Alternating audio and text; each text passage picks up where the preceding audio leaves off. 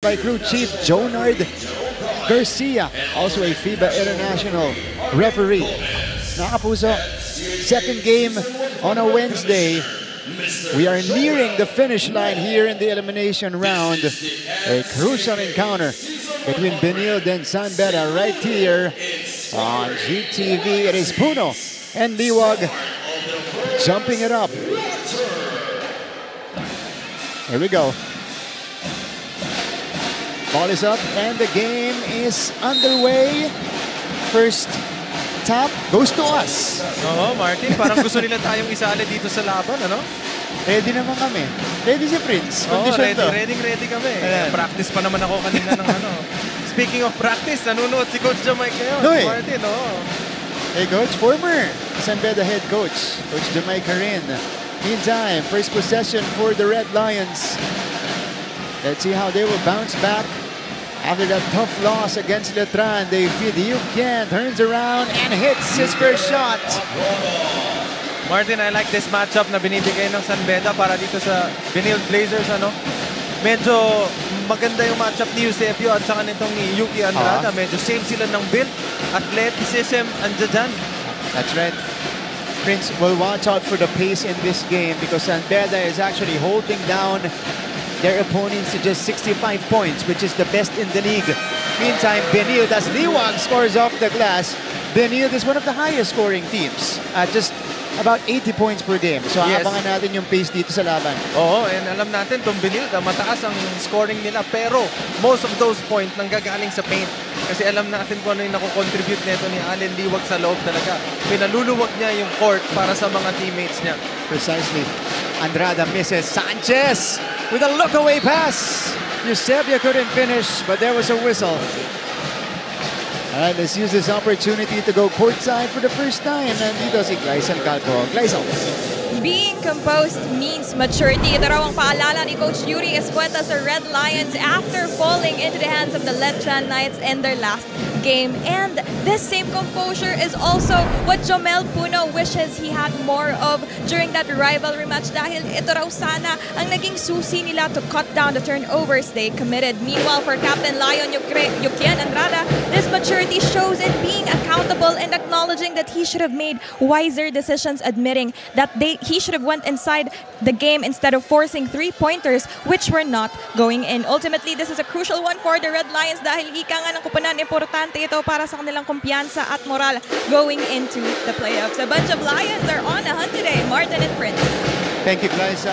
Interesting insights from the Red Lions. You know, looking back at their game against Letran, what they wish they could have done differently, pero you know, everything happens for a reason, Prince. And yes, Mark. That was a big lesson of a game for them. As we see Jomel Ancheta. Mukhang may isasama ko na si Jomel Ancheta dun sa listahan ng mga point guards natin dito sa NCAA na kayang ibaba yung bola ng napakatulin. Sila ni Nao Chavo. This is Jomel Ancheta. Asang kumpiyansa. Very deceiving as well as Gonzalez. Turns around and escapes right there. Martin, this is a different look para dito sa San Beda. No? They already have 4 points pero hindi pa sila uma-attempt ng tira sa labas. Knowing San Beda, most of their shots nanggagaling talaga sa labas kasi yun ang hinahanap nila. But this time, they're taking the game inside. Eusebio fumbles the shot. And here's Nigel Gonzalez. Pocket pass to Celso. Celso found himself inside, but Yukian lost it. Here comes Jomel Ancheta. Sanchez will wait, will spray, Ollie, open fire, nothing there. And a foul from behind. This is going to be on Joe Celso. Martin, mapapatrabaho talaga itong mga big man ng San Beda. 4-4 pa lang ang score with 7 minutes and 21 seconds left. Si Celso, meron na siyang 2 foul. Imaginein mong kailangan ni Coach Yuri magpalit ng big man ng ganito kaaga. Oh, ito na, ang hinihintay natin at the scorer's table right now. Bismarck Lina will check in dun sa ating susunod na dead ball. Oli, Liwag from mid-range. Liwag drops it in. Just another day para dito kay Allen Liwag. Hinahanap niya yung mga tira niya. Sa umpisa pa lang ng game, meron na siyang atake sa loob. Meron na rin siyang pull-up jumper, Meron na. pero bumawi. Celso scores with the left hand. Parang gusto niya sabihin kay Coach Yuri, Coach, teka lang, bigyan mo pa ako ng chance. Huwag muna ako ilabas. Oo, wag muna. Jomel goes around the defense. Eusebio sends it to the corner. Here's Sanchez on the attack. Sanchez, no. Sanchez gets it back. Sanchez decides to fire again. Too strong this time. Anong masasabi mo sa Sanchez-Puno matchup? Parehas athletic, parehas ng galaw. Mahilig po madromay, medyo high percentage sa labas. At pamilyar yan sa isa't isa as Andrada drains Sanbera's first triple today. Nabati ko ata, Martin, nung sinabi ko sa loob, ang hinahanap nilang puntos. Pinakinggan ako ni Yuki, tinira agad. Nagpakawala tuloy mula sa labas. Nagpakawala agad. Sanchez, Liwag, another one. Short this time. And here comes Jomel Puno. After getting the rebound, brings the ball down. They go to Nigel Gonzalez. Yuken from the left side. Hit check lang. Mainit pa kaya? Pwede pa naman. Ancheta zooming to the cup. He's got 4 points here in the first. 9-8, early lead for the Red Lions.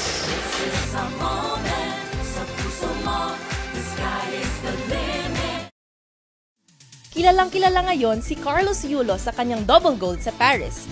Pero alam nyo ba na mayroon nang naunang Carlos na naglaro sa Olympics na tubong NCAA? Siya'y walang iba kundi si Carlos Caloy Loizaga na nagpa-champion sa San Beda Red Lions ng 3 beses noong 1950s.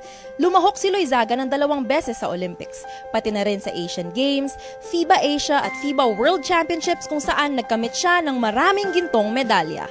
Sa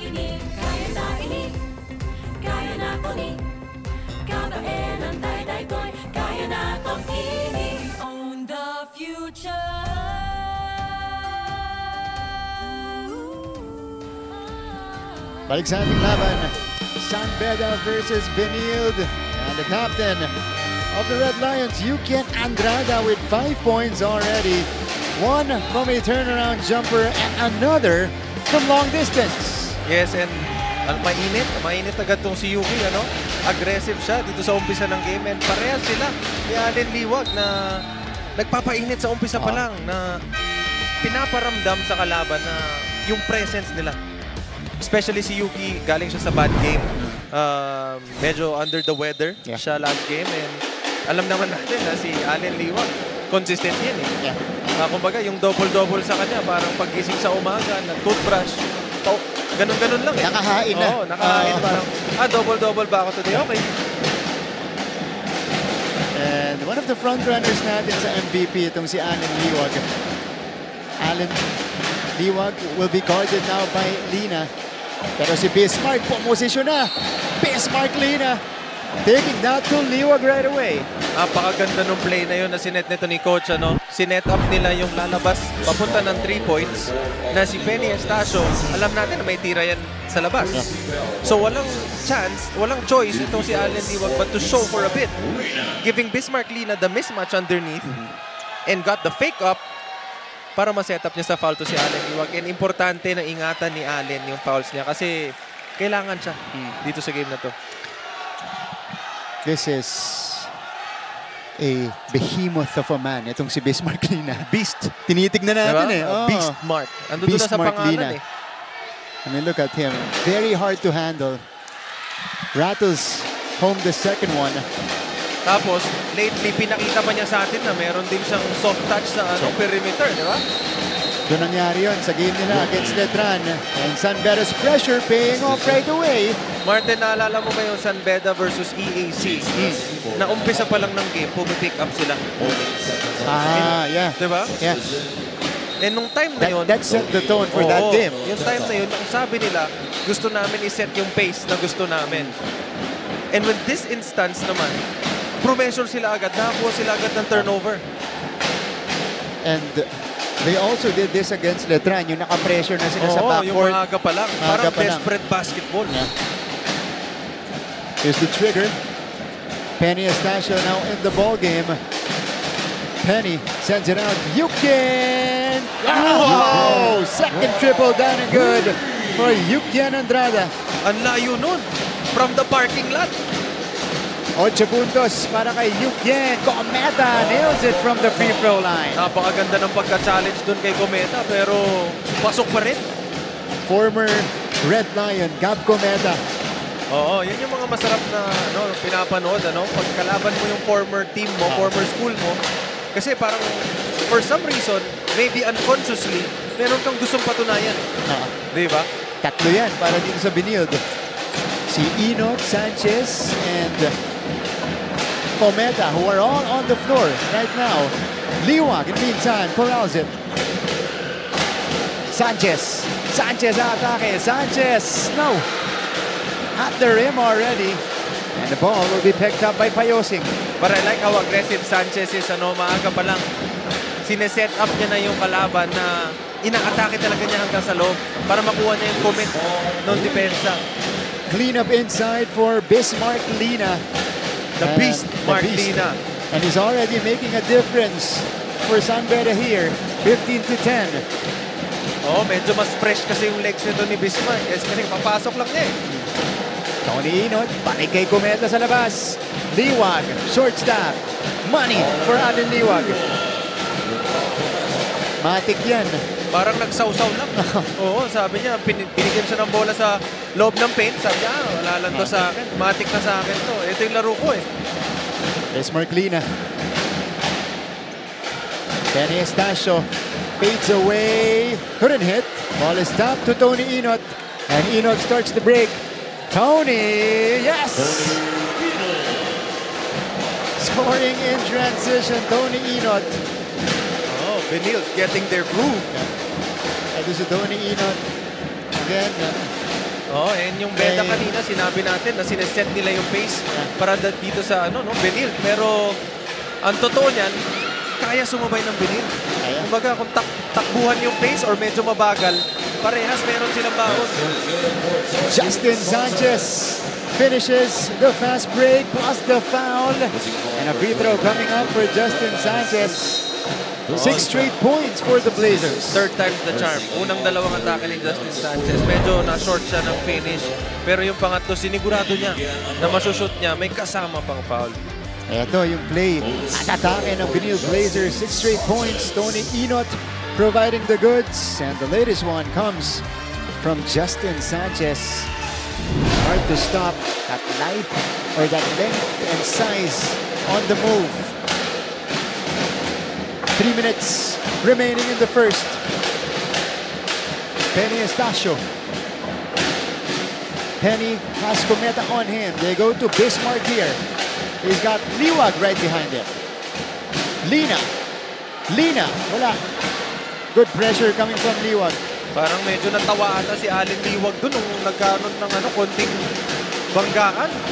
Morales misfires. Ito na si Penny Estacio. 2.5 to go. Penny, yes! Wow! Up and in. And the foul for Penny Estacio. Alam mo, usong-uso yung mga ganyang galawan ngayon. And alam natin kung gaano kalaki yung impact ng social media sa mga players ngayon. And palagi kong nakikita sa social media yung mga ganyang moves. After ng sidestep, sobrang bagal. Yung huling step nila, sobrang bagal. Ino-hold nila bago nila itira para tendency nun is yung bantay nila na tumalon, lumagpas muna. In that case, nakakuha pa siya ng foul. Time out muna tayo. This is a moment sa puso mo. The sky is the limit. Tara na, masama-sama. Dahil together, we own the future. This is a league. This is a moment sa puso mo. The sky is the limit. Tara na, masama-sama. Dahil together, we own the future. Kaya natin ni Kabaelan tayo na ito'y kaya natin ini. Balik sa ating laban, San Beda kontra Benilde dito sa ating second game today. It's a 1-point game. This is what we expected, Brins. A close game between these two teams. Again, bigatin tong dalawang teams natin. And may mga gustong patunayan to sa kanya-kanyang schools and sa lahat ng mga viewers natin dyan na nanonood ngayon. Especially number 1 itong Benilde Blazers, number 3 yung San Beda. sa mga ganitong klaseng laban, hindi na nagmamatter yung placing. Diba? Labanan ng pride to eh. We can call it, well, it's a big game. Not exactly a rivalry game, pero mabigat na team kasi itong dalawang to. Oo. So, yung mga numero, it will matter at a certain extent, pero iba na yung mag-manifest dito, especially with the intensity and the pressure. More on yung pride na talaga yung naglalaro dito. So, that Cometa. San Pedro takes back the lead.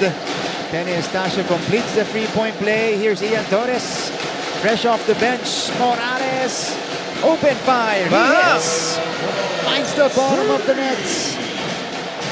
Balik ang abante sa Benilde. If ako si Morales and sumag sa akin ng ganong kalayo si Song Kuya, ititira ko rin yun. Pero ngayon na na-shoot niya yun, most probably or chances are, aangat na ngayon tong San Beda para depensahan yung mga nasa labas. Bismarck Lina carving space and he has called for a walk. Too many steps in that post move. Ang ganda ng matchup nila. Ito, Morales, binigay sa kanya yung tira na yon. And he made San Beda pay. Meantime, here's Ian Torres. Torres still handles. Torres sends it out. Morales, ito, pinantayan na ni Song Kuya. Gabi Cometa with the hop. O, siya naman yung tatawagan ng travel. Travel eh. Yan yung hop step prince. Oo. Yan yung may fine line eh. Minsan, yung split second na hindi magsabay yung paa mo sa floor, yung pwede mag-determine kung traveling siya or hindi. Ito. That's the hop. Ayan no, yung ganong kaiksi na span ng time na nasa air yung isang paa niya na hindi naglat ng sabay, pwede nang itawagan ng travel. Travel. Kailangan kung referee ka, napakabilis ng mata mo. Oo. Kapag ganun. 18-19. RC Kalimag now in the game. Bismarck Lina. Lina. That's a beast mode move coming from Bismarck. Inurong itong si Paul Turco. Oo. Diyan ngayon magsa-struggle yung Benilde, no? Paglabas ni Allen Liwag para magpahinga, yung kapalit niya, kaya ba dumipensa dun sa mga big man ng San Beda? Turco misses. And the Red Lions are ahead and with the basketball. Lina. Handoff. Estacio. That's going to be a foul on Ian Torres. Ano mo to? Bismarck Lina. So, Turco in front of him. Tara, post up tayo. Oo. Kumbaga, parang ano yun, yung bata na pumunta ng candy store. Kanina, sarado pa doon si Liwag, may guard sa harapan. Pero nung umalis siya, uy, bukas na. Pasok na tayo. Pasok na tayo. Doon na natin kunin. Maximize mo talaga dapat yan. Liwag is one of the best rim protectors in the league. Kaya talagang threat siya dun sa loob. Speaking of best rim protectors, di ba? 5 blocks siya. Previous game. Wow! And speaking of rim protection, that's Morales swatting it. Morales with the early play. Good productive minutes off the bench. Binalik na agad si Allen Liwag. Oo, uminom lang. Sabi ko, chinom lang ako ng konti. Punas lang ako ng pawis, balik na ako. Parang wala pang isang minuto yun eh. Nakakalabas, pinasok agad. Si Allen Liwag. Naramdaman ng Benilde Blazers yung epekto, no? Wala si Allen sa loob. Minaximize agad ng Beda. Pinuntahan agad nila si Bismarck. There's Ian Torres. We have a 5-second difference between the shot and the game clock. Torres. Cometa. It is down to 4. Cometa. 2. Cometa short. Rebound to Kalimag. They have limited time. Estacio rattles in and out for Penny. And that's how we will end the first 10 minutes of action. The defending champions with a headline of only 20-19 over Benilde. We'll go to a quick break. We'll be back for more dito lang sa GTV. Dahil together